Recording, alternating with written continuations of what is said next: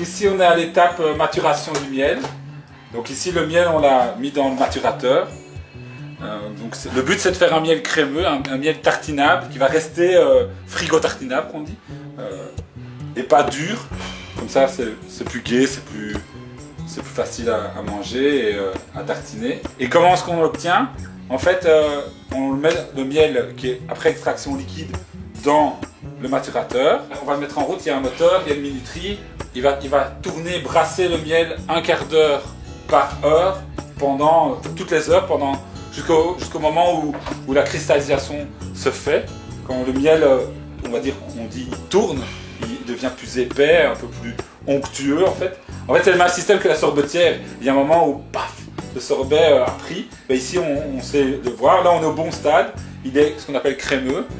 Il a tourné, ça va dépendre du taux de fructose-glucose. Et dans ce cas-ci, celui-ci, il a tourné, c'est du miel de tilleul qu'on va faire là maintenant. Et en gros, il a tourné une semaine. Il a été brassé une semaine, 24 sur 24, entre guillemets, un quart d'heure par heure, 24 sur 24 sur 7 jours. Mais tout dépend vraiment de chaque miel, il faut être assez attentif. Et donc ça brasse le miel, ça le fait monter et redescendre. Une fois qu'il est prêt, on va le pomper et avec notre pompe doseuse ici, on va le montrer après, ça dose au gramme près les petits pots avec une gouttelette anti-retour et ça facilite la vie parce qu'il y a 300 kg et on en fait quand même beaucoup, du coup c'est plus simple qu'à la gâchette comme on dit. Ce système-ci, tout apiculteur peut le faire, même s'il a que 2-3 ruches, il peut le faire chez soi.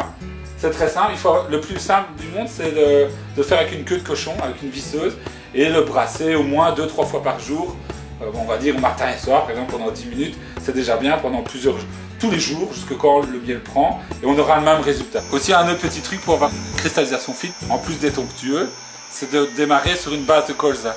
On met 5 à 10% de miel de colza. Au départ, c'est le miel le plus fin qu'on sait faire en Belgique. Et alors, cette cristallisation fine va se calquer comme un flocon de neige quand il neige sur tous les autres flocons.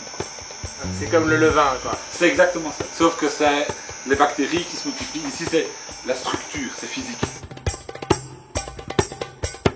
Donc ici, on est en train de mettre en pot, comme vous voyez.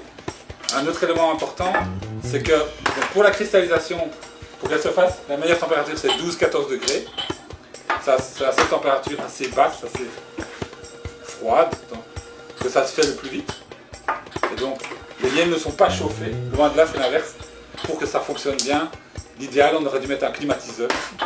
Et ainsi, la cristallisation va se faire beaucoup plus rapidement. Sinon, il faut malaxer, ça va prendre un peu plus de temps. Et donc, si on veut gagner du temps, il faut plutôt refroidir. Donc, c'est des miels, évidemment, non chauffés, non pasteurisé, nature on va dire. Donc ici on a différents miels. Une question qui revient souvent c'est pourquoi les couleurs sont différentes de ces différents miels. Ils ont été faits à des moments différents, dans des lieux différents et du coup avec des floraisons fort différentes. Ici c'est ces miels ici c'est les miels de printemps, c'est des miels plus clairs. Principalement avec du colza ici, ça c'est plutôt de l'aubépine et des fleurs de printemps. Et ici on va être sur des miels plutôt d'été et plus foncés quoi. Et encore ça peut être encore plus foncé que ça.